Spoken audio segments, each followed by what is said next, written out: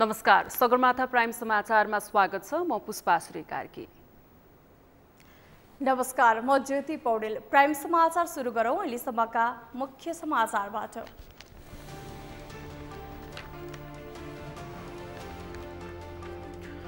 अर्थमन्त्रीमा पुनः जनार्दन शर्मा नियुक्ति। छानबिनका लागि गठित समितिलाई कल डिटेल हेर्न नदिएको भन्दै एमाले अध्यक्ष ओलीको आपत्ति। सीसीटीभी फुटेज नै गायब गरिएको दाबी। लाइसेन्स लिएर विद्युत उत्पादन नगर्ने कम्पनीको पीपीए खारेज गरिने ऊर्जा मन्त्री भुसालको भनाई। पीपीए भएर पनि निर्माण कार्य नभएको भन्दै असन्तुष्ट व्यक्त।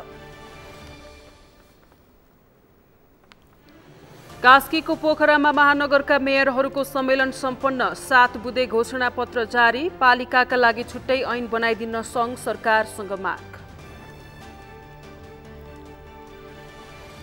चिनी मिलको विद्यमान समस्या तत्काल समाधान गर्न सरकारलाई संसदीय समितिको निर्देशन। सरकारवाला मन्त्रालय र सम्बन्धित पक्षसँग आवश्यक छलफल गर्न सुझाव। र अमेरिकाको केन्टकी प्रान्तमा बाढी र वर्षातका कारण जनजीवन प्रभावित। एकै परिवारका 4 बालबालिका सहित 25 जनाको मृत्यु।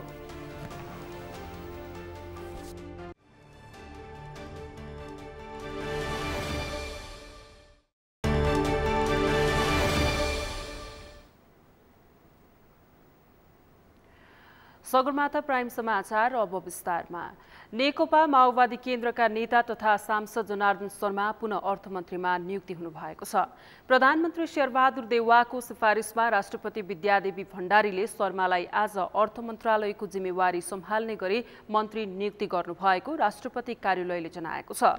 आर्थिक वर्ष 2079-80 को बजेट पेश गर्ने अघिल्लो दिन गत जेठ 14 गते राति अर्थ मन्त्रालयमा करका दर हेरफेर गराउन अनाधिकृत व्यक्ति ल्याएको भन्ने आरोप लागेपछि तत्कालीन अर्थमन्त्री शर्माले गत असार 22 गते पदबाट राजीनामा दिनुभएको थियो। सोही दिन शर्मामाथि छानबिन गर्न संसदीय समिति बनेको थियो भने उक्त समितिले बजेट निर्माणको क्रममा अनाधिकृत व्यक्ति अर्थ मन्त्रालयको बजेट निर्माणमा संलग्न नरहेको भन्दै शर्मालाई निर्दोष ठहर गरेको हो। प्रधानमन्त्री देउवा र नेकपा माओवादी केन्द्रका अध्यक्ष पुष्पकमल दाहाल बीच आज बिहान भएको छलफलपछि शर्मालाई अर्थमन्त्रीमा नियुक्ति गर्ने सहमति गरिएको थियो। सोही अनुसार प्रधानमन्त्री देउवाले 7औं पटक मन्त्री परिषद विस्तार गर्नुभएको हो। देउवा नेतृत्वको मन्त्री परिषदका सदस्यमध्ये सबैभन्दा धेरै विवादास्पद छवि बनाएका शर्माको पुनरागमन भएको भन्दै चर्को आलोचना भइरहेको छ।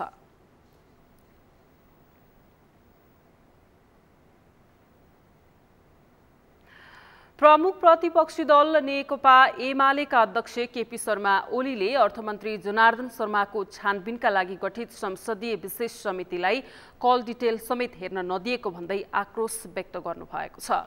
अध्यक्ष ओलीले समितिभित्रै रहेका सत्तारूढ दलका सांसदहरूले नै सो समितिलाई कल डिटेल हेर्न नदिएको बताउनु भएको हो। उहाँले तत्कालीन अर्थमन्त्री शर्माको तथ्य बाहिर आउँछ भनेर अर्थ मन्त्रालयको सीसीटीभी फुटेज नै गायब गरिएको दाबी समेत गर्नुभएको छ। उहाँले प्रधानमन्त्री शेरबहादुर देउवा, पत्नी आरजू देउवाले भारतीय जनता पार्टीका विदेश विभाग प्रमुख विजय चौथाईवालालाई जनै पूर्णिमाको दिन राखी बाँधिदिएको भन्दै त्यसमा पनि राजनीतिक भइरहेको बताउनु भएको छ। उहिले त अब कहाँ दोषी प्रमाण कहाँ के, अहिले सीसीटीभी राख्दा त फुटेज गायब। आजकलको जमानामा कल डिटेल हुन्छ, हेर्न नपाइने। कल डिटेल हेर्न चाहिँ पाइँदैन लजा भनेर। अब त्यस बेला त न कल डिटेल, न फुटेज, न मोबाइल, न क्यामेरा, न फोटो। अब कसैले केही चोर दियो भने पनि थाहा नहुने। तपाईँहरूले गएको राखीमा थाहा पाउनुभयो होला, इन्टरनेसनल राखी यो पनि सुरु भइसक्यो। त्यो राखी एउटा डिप्लोमेसी भइसक्यो, राखी राजनीति पनि भइसक्यो। अध्यक्ष ओलीले हाम्रा चाड पर्वहरूले नातागोतामा टुटेको सम्बन्धलाई जोड्ने काम गरिरहेको पनि बताउनु भएको छ।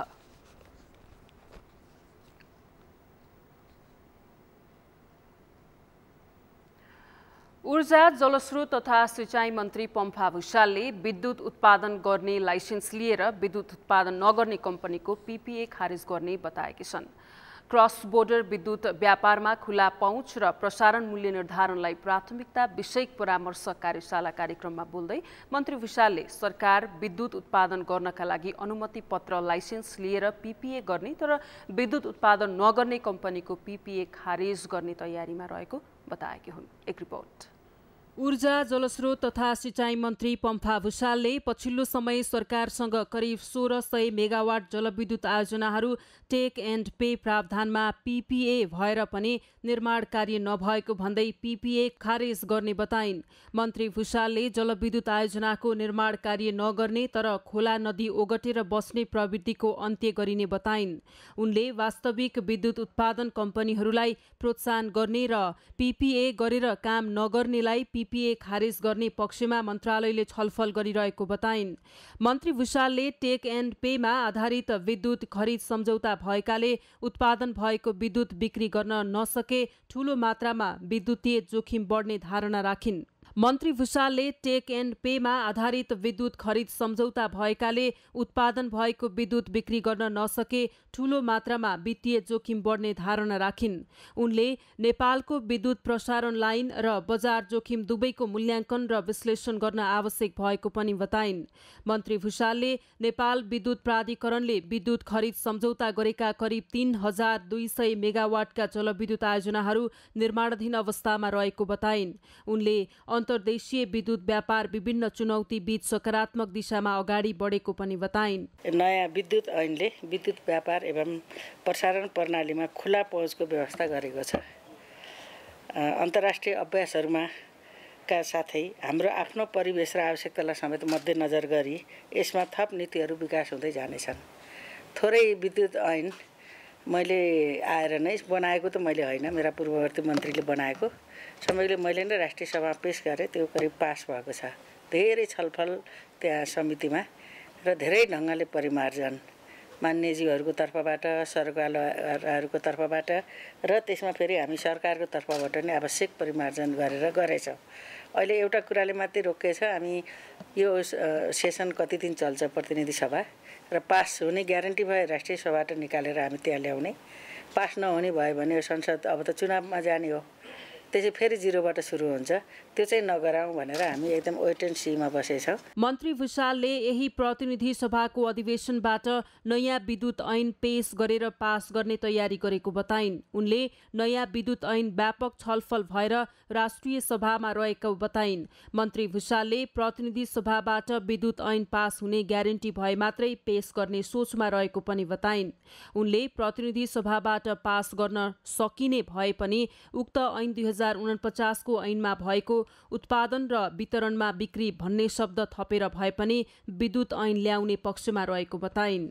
नेपालका सन्दर्भमा पर्याप्त प्रसारण प्रणाली र खपत बजारको सीमितताका कारण विद्युत प्रसारण र बजार जोखिम दुवैको यथेष्ट मूल्याङ्कन र विश्लेषण गरेर चल्नुपर्ने अवस्था छ। अन्तर्राष्ट्रिय विद्युत व्यापारका लागि पर्याप्त विद्युत उत्पादन र पर्याप्त प्रसारण संरचनाको विकास अनिवार्य हुन्छ। हाल देशमा नेपाल विद्युत प्राधिकरणले विद्युत खरिद सम्झौता गरेका करिब 3200 मेगावाटका जलविद्युत आयोजनाहरू निर्माणाधीन अवस्थामा छन् भने करिब 1600 मेगावाट बराबरका आयोजनाहरू टेक अर पे प्रावधानमै पीपीए हुँदा पनि निर्माणमा गएका छैनन्। राष्ट्रिय योजना आयोगका उपाध्यक्ष डाक्टर विश्वनाथ पौडेलले जलविद्युत उत्पादनको लागत कम गर्ने भन्दा पनि प्रतिस्पर्धी बनाउनु पर्ने बताए। उनले विद्युत प्रसारण लाइन सरकार वा निजी क्षेत्र जसले बनाए पनि कम लागतमा बनाउने अवस्था सृजना गर्न आयोग तयार रहेको बताए। इलेक्ट्रिसिटी सेक्टरको हैन as a market as a कमोडिटीको रूपमा इलेक्ट्रिसिटी सेक्टरले हेर्दाखेरि यसको कस्ट कसरी घटाउने भन्दाखेरि प्राइभेट सेक्टरलाई जेनेरेसनमा कम्पिटिसनमा लैजाऊ, ट्रान्समिसन लाइन एकदम कम्पिटिटिभली सरकारले बनाए पनि जसले बनाए पनि एकदमै लो कस्टमा बनाउन सक्ने स्थिति क्रिएट गरौँ र उसले त्यसलाई जसरी हाइवेमा चाहिँ प्राइभेट गाडी पनि चल्छ, सरकारी गाडी पनि चल्छ, त्यस्तै गरेर चाहिँ यो बिजुलीहरू चल्न दिउँ। मार्केट कसैले खोज्छ भने खोज्न दिउँ बेचोस् कमाओस् पैसा भन्ने त्यही हो होइन बेसिकली गेम त्यही हो सो एग्री विथ द्याट होइन अब त्यसमा हामीले गर्नुपर्ने कामहरू के हो गरौँला रेगुलेटरी उसबाट उपाध्यक्ष पौडेलले नेपालको विद्युत व्यापारको विषयमा धेरै बहस गर्न आवश्यक नभएको बताए उनले नेपालमा उत्पादित विद्युत सकेसम्म नेपालमा नै खपत गर्न सक्नुपर्ने बताए नेपाल विद्युत प्राधिकरणका कार्यकारी निर्देशक कुलमान घिसिङले 20 वर्षपछि पनि निजी क्षेत्रलाई विद्युत व्यापार गर्न दिन नसकिने बताउनु भएको छ उहाँले विद्युत प्राधिकरणले ट्रान्समिसन प्रसारण लाइनको जोखिम र शुल्क तिर्न र 20 वर्षपछि निजी क्षेत्रलाई व्यापार गर्न दिने कुरा हुन नसक्ने स्पष्ट पार्नु भएको छ निर्देशक घिसिङले प्रसारण लाइनमा वन तथा अन्य विविध कारणले प्रसारण शुल्क बढाउँदै जान नहुने बताउनु भएको हो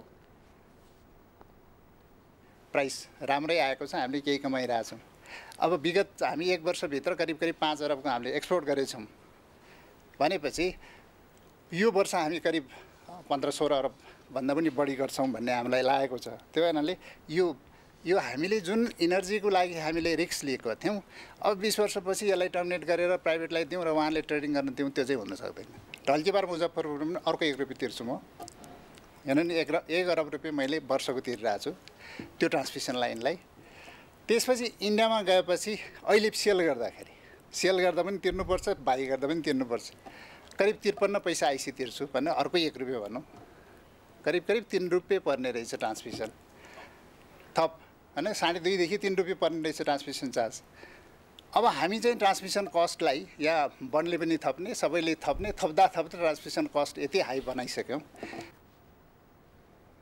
कार्यकारी निर्देशक घिसिङले सिमेन्ट उद्योगमा 65% विद्युत क्षमता दिन नसकेको विषय गलत भएको बताउनु भएको छ उहाँले अहिले सबै उद्योगमा 100% क्षमता विद्युत दिएको दाबी गर्नुभयो निर्देशक घिसिङले उद्योगहरूमा विद्युतमा सामान्य समस्या हुँदा पनि ठूलो मुद्दा बनाउने काम भइरहेको भन्दै त्यस्तो नगर्न आग्रह गर्नुभयो कति आधी त इन्डस्ट्री नै चलाएको छैन 100% इन्डस्ट्रीले 100% पाइरहेछ कहिलेकाहीँ मेरो ट्रान्सफर्मर बिग्रियो त त्यो जाँदैन ट्रान्सफर्मर बिग्रियो अस्ति लानमा एउटा ट्रान्सफर्मर बिग्रियो 67 MVA को 2-4 दिन डिस्टर्ब भयो त्यसलाई हेरेर त्यसरी गर्नु हुँदैन अहिले 600 मेगावाट हामीले स्वीकृत गरेका छौँ लोड तर उहाँहरूको इन्डस्ट्री एक्सपान्सनलाई 1.5 वर्ष 2 वर्ष लाग्छ हामीले लिनेलाई अहिले तत्काल लिनु भनेका छौँ 1-2 दिन कुनै बेला चाहिँ भैरवमा प्रब्लम भयो चाहिँ ट्रान्सफर्मरको प्रब्लम भयो अहिले सल्भ भइसक्यो 1-2 दिन समाधान हुन्छ त्यसैले ठुलो बनाइदिनुहुन्छ ऊर्जा मन्त्रालयका सचिव सुशील चन्द्र तिवारीले विद्युत उत्पादन र व्यापारका लागि ऊर्जा मन्त्रालयले आवश्यकता अनुसार नीतिहरू परिमार्जन गर्दै गएको बताउनुभयो भनेको एउटा डाइनामिक कुराहरू एक्ट रेगुलेसन भनेको पनि डाइनामिक कुराहरू त्यो समसामयिक रूपमा आवश्यकता अनुसार हामीले चेन्ज पनि गर्दै जानुपर्छ इम्प्रुभ गर्दै जानुपर्छ जहाँसम्म त्यसको लागि मन्त्रालय र नेपाल सरकार लाइक गरेको अवस्था छ भने यो सेक्टरलाई बढी उगाल्नलाई हामीले यसमा चाहिँ हुनसक्छ इन्भेस्टमेन्ट पनि बढाउनु पनि आवश्यक छ त्यसकारण हामीले प्राइभेट सेक्टरले वास्तवमा जेनेरेसनको पार्टमा जुन खालको कन्ट्रिब्युसन गरिरहेको छ त्यो ठुलो हो त्यसै गरी हामीले अरू पार्टमा पनि हामीले इन्भेस्टमेन्ट कसरी बढाउन सकिन्छ हुनसक्छ private sector investment government investment र साथसाथै अर्को एफडिआई पनि हामीले कसरी इन्क्रिज गर्न सकिन्छ भन्ने कुराहरू पनि हामीले त्यो पाटोतिर पनि सोध्नुपर्छ लाग्छ मलाई सचिव तिवारीले जलविद्युतमा सरकार र निजी क्षेत्रले समेत लगानी बढाउनु पर्ने बताउनु भएको छ उहाँले जलविद्युत क्षेत्रको उच्च विकासका लागि वैदेशिक लगानीको आवश्यकता रहेको बताउनुभयो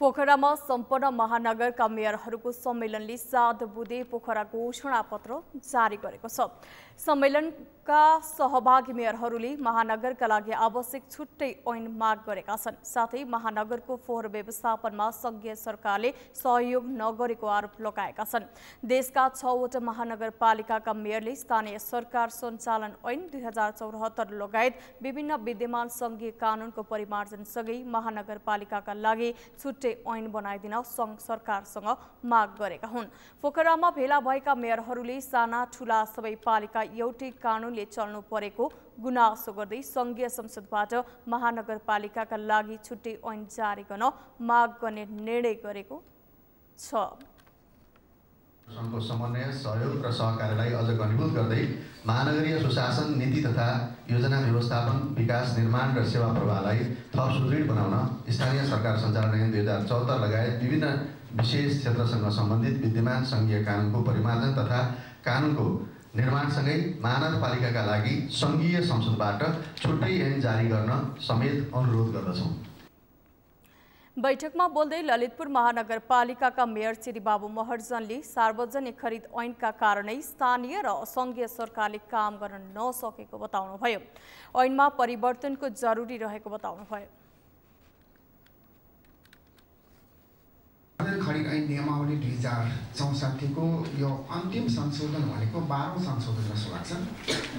त्यो सम्मको विचार गरेर हेर्दाखेरि स्थानीय तह मात्रै होइन, सङ्घीय सरकारले काम गर्न नसकेको कारण पनि यही ऐन हो।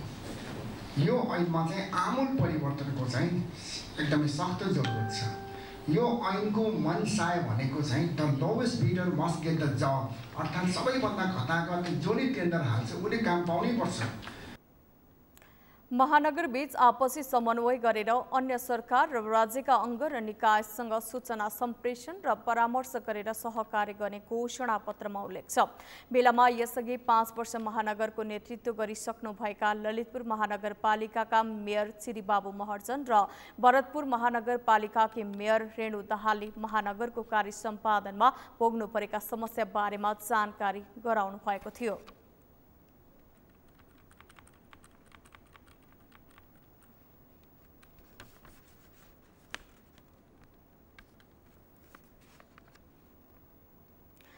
संसदीय समितिले चिने मिलको विद्यमान समस्या तत्काल समाधान गर्न सरकारलाई निर्देशन दिएको छ।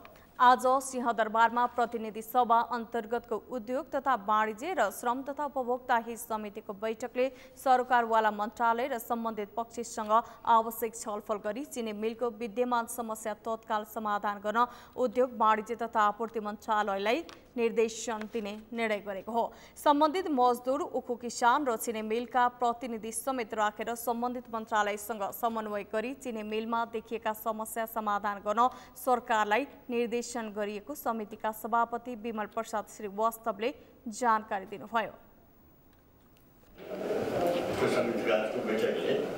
यस सम्बन्धमा सम्बन्धित मजदुर, किसान र व्यवस्थापक कारखानाका प्रतिनिधि समेत राखी सम्बन्धित अन्य निकायका मन्त्रालयसँग समन्वय गरी आवश्यक छलफल गरी यसको समस्याको समाधान गर्न निर्देशन दिने भनेर आज बैठकलाई निर्देशन गर्दैछौँ। बैठकमा समितिका सदस्यहरूले चिनी मिलको समस्या तत्काल समाधान गर्न सरकारलाई दबाब दिएका थिए। प्रमुख प्रतिपक्षी दल नेकपा एमालेकी सांसद सरिता कुमारी गिरीले चिनी मिलमा देखिएका समस्या समाधान गर्न सरकार गम्भीर नभएको आरोप लगाउनुभयो। उहाँले उखुको मूल्य निर्धारण गर्दा सरकारले उखु किसानको प्रतिनिधित्व नगराएकोमा पनि आपत्ति जनाउनुभयो। हामी परमाणुको त्यो हाम्रो उखु बिउ उत्पादन केन्द्र जुन छ त्यो नामको मात्रै हो। मन्त्रीजीको म ध्यान आकर्षण गर्न चाहन्छु। एकचोटि सचिव जाउनुहोस्, त्यहाँ हाम्रो जाने तयारी छ। त्यहाँ कर्मचारी वर्षैपछि गर्ने अनि त्यसले के अनुसन्धान गर्छ, कस्तो उखु बिउ ल्याउँछ, चोडेर भारतमा गएर किसानहरूले भन्दै थियो हामी चोडेर त्यहाँबाट ल्याउँछौँ अनि ती कर्मचारी आएर हामीबाट लान्छ र उखुको बिउ तयार गर्छन्। अनि कस्तो बिउ हामी तयार गर्छौँ, कस्तो जनशक्ति हामीसँग यदि जनशक्ति राम्रो छैन भने, बिउ नै राम्रो छैन भने हामी कसरी त्यसबाट बढी चिनी लिन्छौँ। यो सरकारको कमजोरी हो। यतातर्फ ध्यान आकर्षण हुनु पर्यो र त्यो जुन अनुसन्धान केन्द्र छ त्यसले अझ राम्रोसँग बजेट नभएको त्यहाँ पनि बजेट दिनु पर्यो, त्यसलाई काम लगाउनु पर्यो। काम गर्न त रिसर्च गर्न त 10-20 वर्ष त्यहाँ बिगर्ने राख्नु पर्यो सरकारको। त्यहाँ मैले ध्यान आकर्षण गराएँ। समितिका अर्का सदस्य लालप्रसाद सावा लिम्बूले पनि चिनी मिल बन्द हुन नदिन सरकार गम्भीर हुनुपर्ने बताउनु भएको थियो।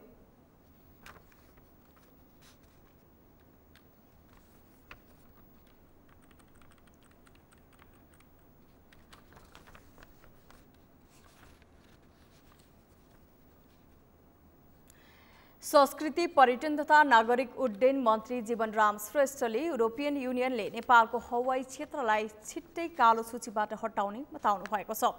उहाँले आइकाओले गरेको अडिट अनुसार नेपालको हवाई क्षेत्र राम्रो रहेको बताउनुभयो। उहाँले सम्बन्धित पक्षले नेपाल नागरिक उड्डयन प्राधिकरणलाई पत्राचार गरेर अनसाइट अडिट पठाउँछौँ भनिसकेको उल्लेख गर्दै त्यसपछि नेपाल कालो सूचीबाट हट्ने बताउनुभयो। पार्टनरसिपमा हामी चाहिँ नि जान चाहन्छौँ र त्यसैले हामी चाहिँ नि अब अनसाइट अडिट चाहिँ नि पठाउँछौँ भन्ने कुरा लेटर चाहिँ नि हाम्रो क्यानको डाइरेक्टर जनरललाई सम्बोधन गरेर पठाएको छ। मलाई लाग्छ यो हाम्रो लागि एउटा खुसीको कुरा हो कि अब हामी यो प्रक्रियाबाट चाँडै नै युरोपियन चाहिँ नि जुन युनियनको अथवा चाहिँ नि इसाको तर्फबाट हामीलाई जुन लिस्टेड भइरहेको स्थिति हो त्यसबाट अनसाइट अडिट भइसकेपछि हामी चाहिँ नि यो लिस्टेडबाट हट्छौँ र हामी युरोप फ्लाइटहरू पनि गर्न सक्ने एउटा स्थिति निर्माण हुन्छ भन्ने मलाई लाग्छ। यो हामी सबैको लागि एउटा खुसीको यो चाहिँ नि एउटा सन्देश हो भन्ने चाहिँ नि मैले ठानेको छु। उहाँले भैरहवा विमानस्थललाई पूर्ण रूपमा सञ्चालन गरिने बताउनुभयो। त्यसका लागि नयाँ विमानहरूलाई आकर्षित गर्ने र सुविधाहरू दिइने उहाँको भनाइ छ। त्यस्तै गौतम बुद्ध अन्तर्राष्ट्रिय विमानस्थलमा पनि जहाजहरू बढाएर पूर्ण रूपमा सञ्चालन गरिने उल्लेख गर्नुभयो।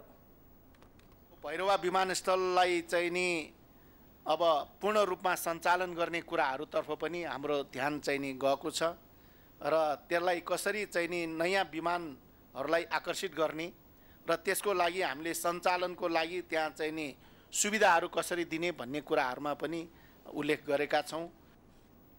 मन्त्री श्रेष्ठले विमानस्थललाई समृद्ध बनाउनु आवश्यक रहेको बताउनुभयो। उहाँले अन्तर्राष्ट्रिय विमानस्थल र आन्तरिक विमानस्थललाई सुदृढ, व्यवस्थित र प्रभावकारी बनाइने बताउनुभयो।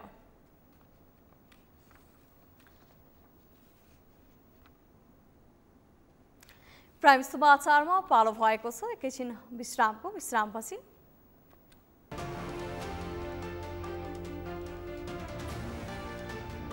आज खीर खाएर मनाइयो साउन 15। दूधबाट बनेका परिकार प्रसादका रूपमा खाने प्रचलन, रोग प्रतिरोधात्मक शक्ति बढाउन सहयोग पुग्ने विश्वास। अमेरिकाको केन्टकी प्रान्तमा बाढी र वर्षाका कारण जनजीवन प्रभावित। एकै परिवारका 4 बालबालिका सहित 25 जनाको मृत्यु।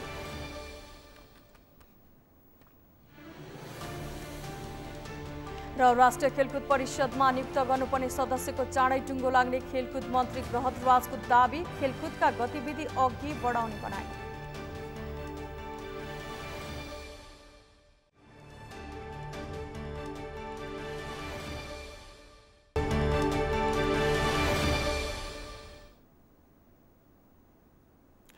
विश्रामपछि सगरमाथा समाचारमा स्वागत छ। अब बाँकी समाचार।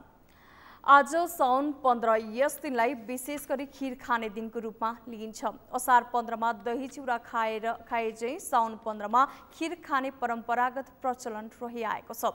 साउन महिना शिव पूजन महिना भएकाले भगवान शिवको पूजा गरी दूधबाट बनेका परिकारलाई प्रसादको रूपमा खाने प्रचलन रहेको पाइन्छ। त्यसमध्ये विशेष गरी खीरलाई पवित्र प्रसादका रूपमा लिने गरिएको संस्कृतिविदहरूले बताएका छन्। त्यससँगै किसानहरूले धान रोपाइसके पछि त्यसैको खुसीयाली स्वरूप खीर खाने सांस्कृतिक परम्परा विकास भएको सर्वसाधारणको भनाइ छ। मेडुका लम्सालको रिपोर्ट।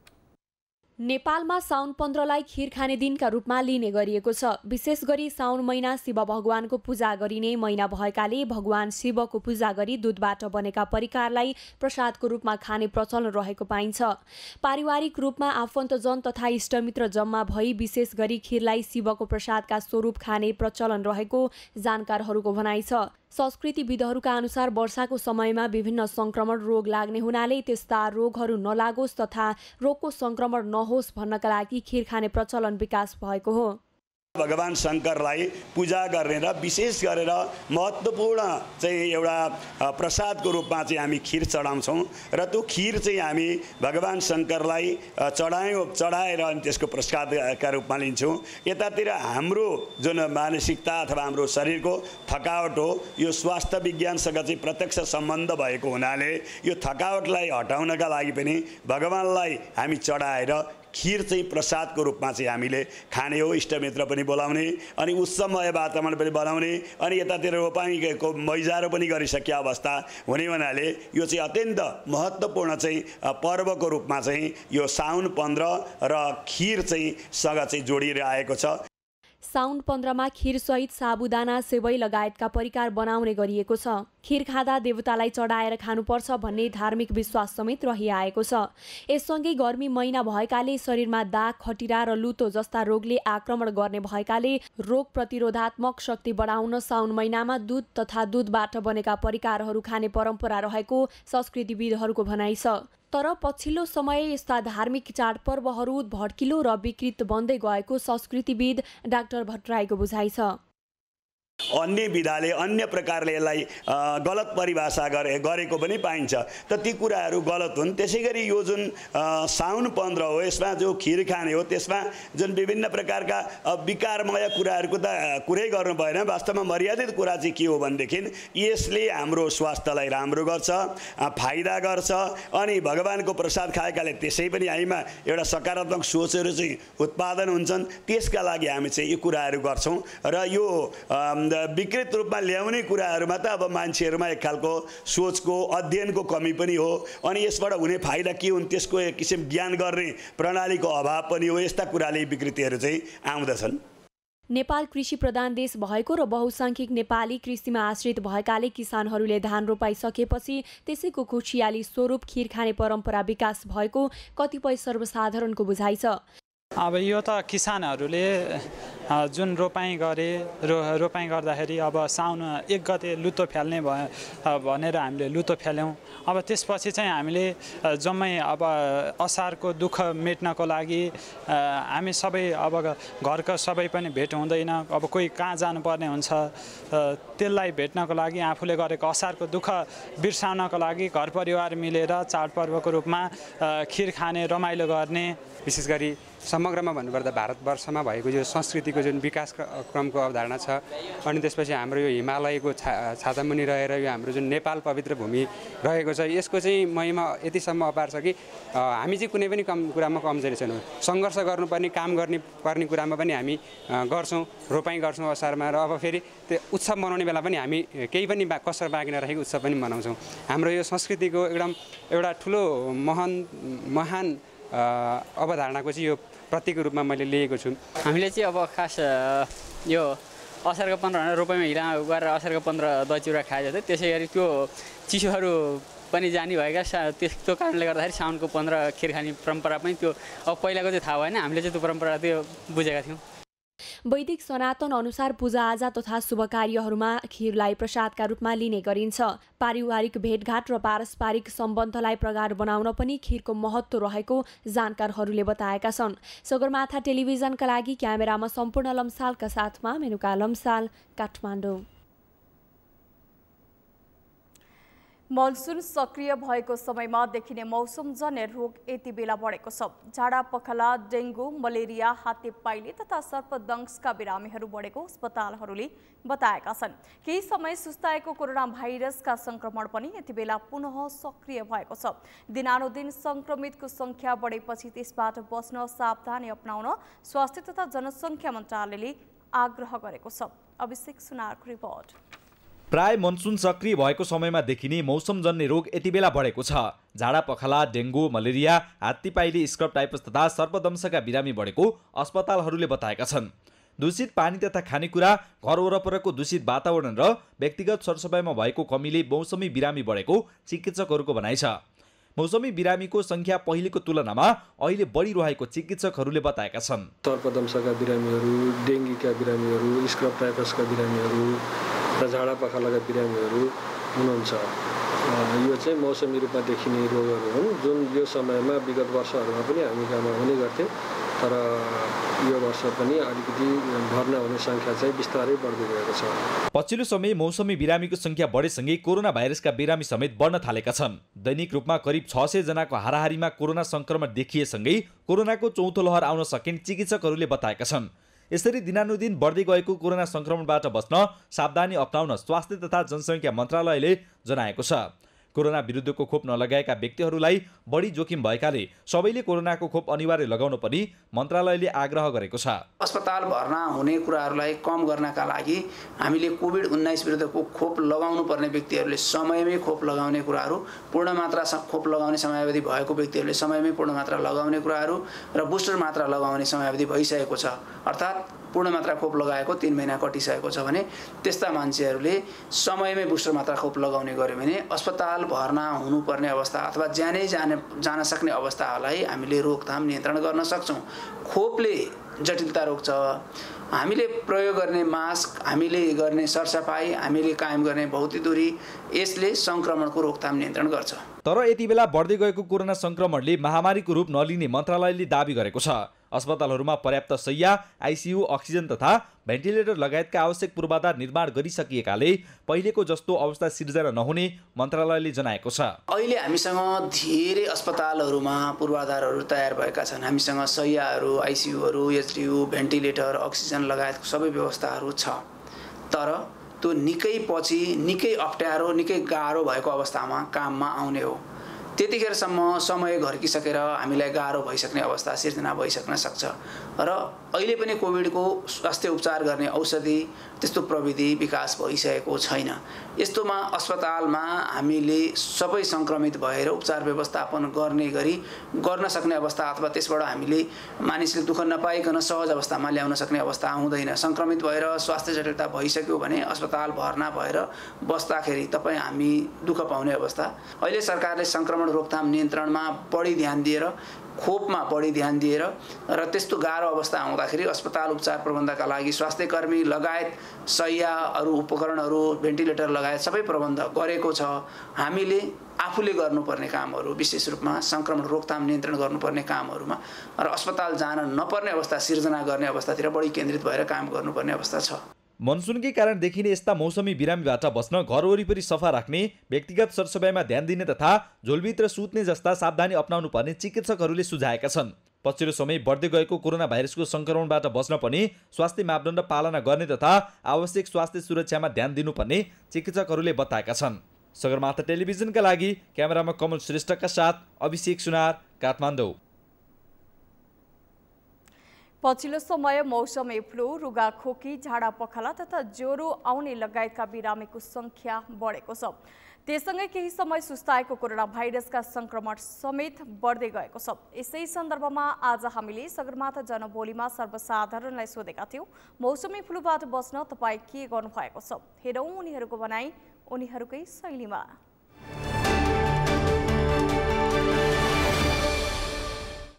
हामीलाई मास्क प्रयोग गर्नु पर्यो, अनि भिड भडका भएको ठाउँमा चाहिँ अनि बचेर अनि साइड गएर बस्नु पर्यो, अनि सेनिटाइजरको प्रयोग पनि गर्नु पर्यो नि त हामीलाई। यो कुराहरू सबैलाई ध्यान राख्नु पर्यो। अनि चाहिँ टाइममा चाहिँ हातलाई सफाले साबुन पानीले धुनु पर्यो। जस्तो मास्क लगाएर हिँड्ने गर्ने अनि साबुन पानीले टाइममा हात धुने, सेनिटाइजर युज प्रयोग गर्ने बेला बेलामा। भिडभाडमा नजाने, मास्क लगाएर हिँड्ने होइन, पानीमा नरुझ्ने, अब तपाईँको अब चिसोबाट बस्ने, तातो पानी खाने, तपाईँको झोलिलो पदार्थ खाने, अब यस्तै गरिरहेको छु हेर्नुहोस्। हामीले बाहिर निक्लेर सकेर मास्क प्रयोग गर्ने, अनि त्यो एउटै मास्कलाई हामी दोहोरी दोहोरी नलगाउने, बेला बेलामा साबुन पानीले हात धुने, सेनिटाइजरको प्रयोग गर्ने, हात बजार गएमा त्यहाँबाट फर्किँदा हात धुने, हात मुख धुने, राम्ररी धुने। हामीले मास्क लाउने, तातो पानी खाने, अनि यस्तो भिडभाडमा नगएर घरमै सुरक्षित साथ बस्ने। मैले चाहिँ अब हेर्नु तपाईँले देखिरहनु भएको छ, मास्क पनि गर्छु डब्बर होइन, मास्क लगाइरहेको छु, पन्जाइ यसरी चाहिँ मैले युज गरिरहेको छु। र म सबैलाई के भन्छु भनेदेखि सबैले अहिले फेरि अस्ति घटेको थियो, अहिले मास्क एकदम कम लाग्यो कि मान्छेहरूले। र अब फेरि सुरु गर्नुहोस्, मास्क लाउनुहोस्, आफ्नो सेफ गर्नुहोस् आफैले होइन, कसरी हुन्छ।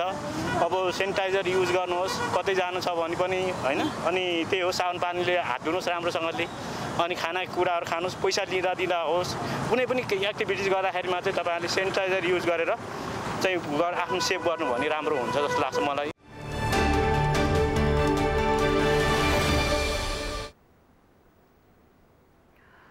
जिल्ला अस्पताल लमजुङले कोरोना संक्रमितको उपचार बापतको खर्च अझैसम्म पाएको छैन। कोरोना संक्रमितको उपचारमा लाग्ने खर्च गण्डकी प्रदेश सरकारले उपलब्ध गराउने गरी अस्पतालसँग सम्झौता भए पनि हालसम्म रकम नपाएको अस्पतालले जनाएको छ। यस्तै स्वास्थ्य बीमा बापतको रकम समेत भुक्तानी नहुँदा जिल्ला अस्पतालमा समस्या भएको अस्पताल प्रशासनले बताएको छ। लमजुङबाट शान्ता कमलेको रिपोर्ट।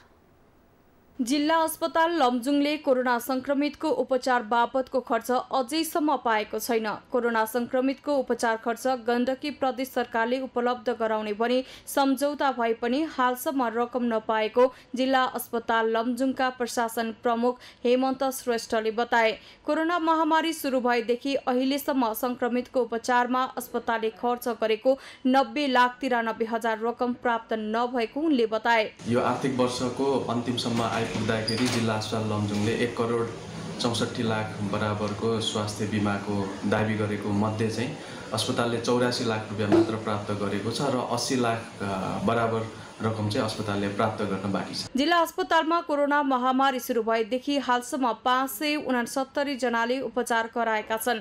उपचार गराएका संक्रमितहरूको कुल रकम 1,41,71,500 मध्ये 50,78,500 भुक्तानी भइसकेको छ।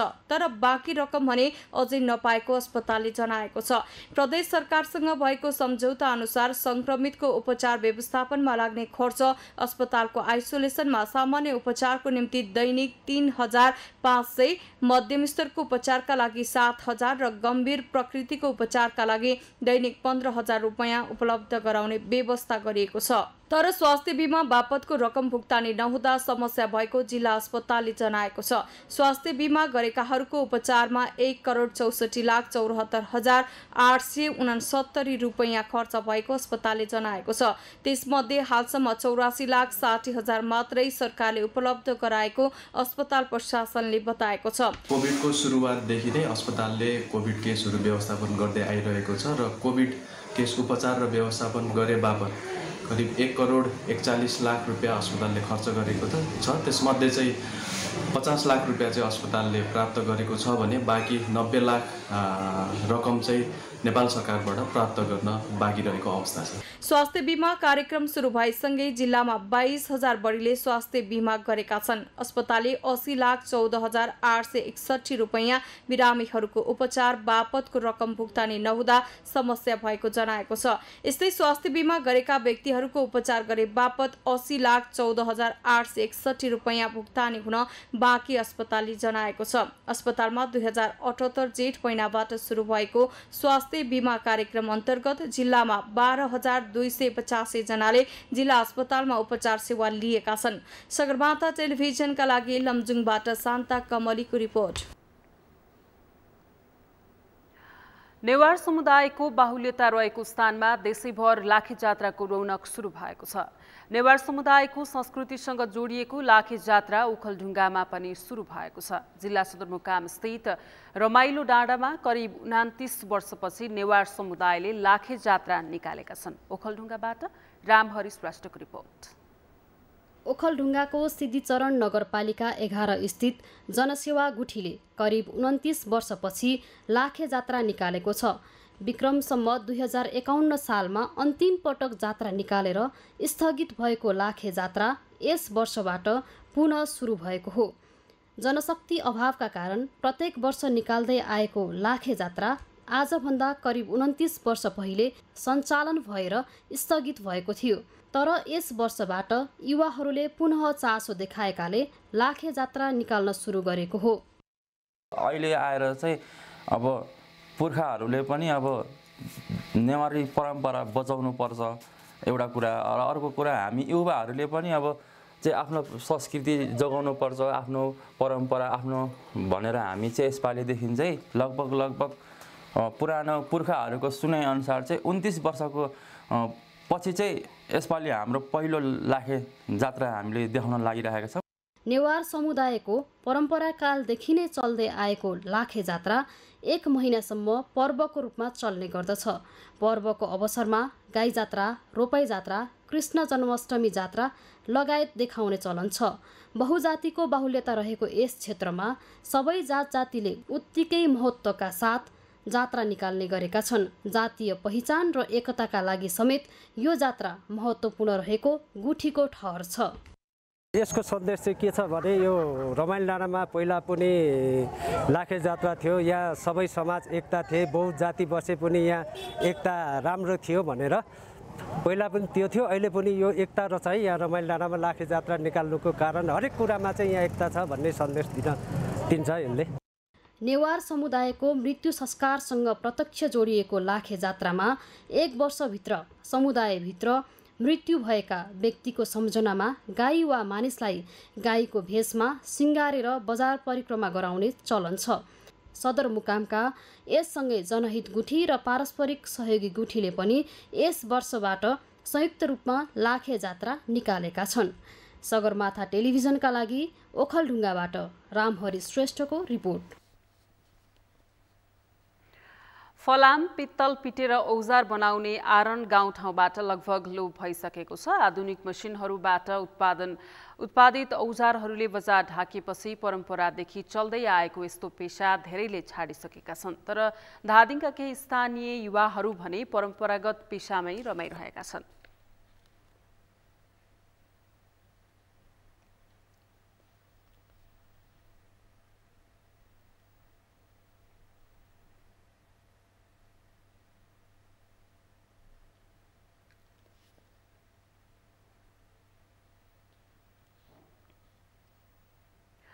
सगरमाथा प्राइम समाचारमा पुनः पालो भएको छ विश्रामको। विश्रामपछि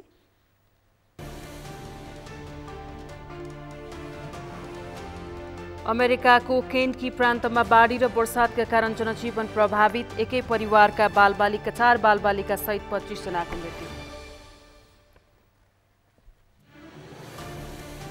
र राष्ट्रिय खेलकुद परिषदमा नियुक्ति गर्नुपर्ने सदस्यको चाँडै टुङ्गो लाग्ने खेलकुद मन्त्री गहतराजको दावी। खेलकुदका गतिविधि अघि बढाउने भनाई।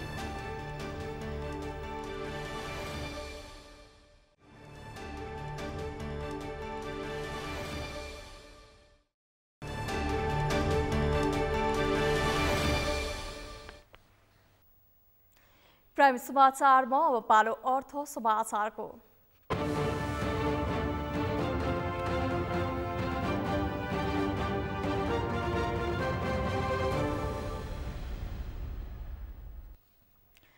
साताको पहिलो कारोबारको दिन आइतबार नेप्सी परिसूचक उच्च अङ्कले वृद्धि भएको छ। आइतबार नेप्सी परिसूचक 54.58 अङ्क बढेर 2195.10 बिन्दुमा पुगेको हो। त्यस्तै सेन्सिटिभ इन्डेक्स 9.72 अङ्क बढेको छ भने फ्लोट इन्डेक्स 16.10 अङ्क र सेन्सिटिभ इन्डेक्स 3.84 अङ्क बढेको छ। आइतबार कारोबारमा आएका 220 कम्पनीको 1,39,39,000 किता सेयर 4,60,79,71,000 रुपैयाँ बराबरको खरिद बिक्री भएको छ। आजको कारोबारमा नेप्सीसँगै कारोबार रकम पनि बढेको हो। नेप्सीका 13 उपसमूह मध्ये 12 उपसमूहको परिसूचक बढेको छ भने फाइनान्स उपसमूहको परिसूचकमा गिरावट आएको छ, जसमा जीवन बीमा र निर्जीवन बीमा उपसमूहको परिसूचक 4% भन्दा बढी बढेको छ। लगानी उपसमूह 4.76% बढेको छ। अन्य र व्यापार उपसमूहको परिसूचक 3% भन्दा बढी बढेको छ।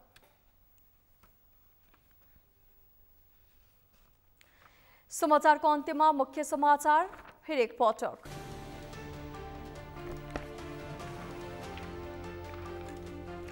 अर्थमन्त्रीमा पुनः जनार्दन शर्मा नियुक्त। छानबिनका लागि गठित समितिलाई कल डिटेल हेर्न नदिएको भन्दै एमाले अध्यक्ष ओलीको आपत्ति। सीसीटीभी फुटेज नै गायब गरिएको दावी। लाइसेन्स लिएर विद्युत उत्पादन नगर्ने कम्पनीको पीपीए खारेज गरिने ऊर्जा मन्त्री भुसालको भनाई। पीपीए भएर पनि निर्माण कार्य नभएको भन्दै असन्तुष्टि व्यक्त। कास्कीको पोखरामा पोखरा महानगरका मेयरहरूको सम्मेलन सम्पन्न। 7 बुँदे घोषणापत्र जारी। पालिकाका लागि छुट्टै ऐन बनाइदिन सङ्घ सरकारसँग माग। चिनी मिलको विद्यमान समस्या तत्काल समाधान गर्न सरकारलाई संसदीय समितिको निर्देशन। सरकारवाला मन्त्रालय र सम्बन्धित पक्षसँग आवश्यक छलफल गर्न सुझाव। र अमेरिकाको केन्टकी प्रान्तमा बाढी र वर्षाका कारण जनजीवन प्रभावित। एकै परिवारका 4 बालबालिका सहित 25 जनाको मृत्यु।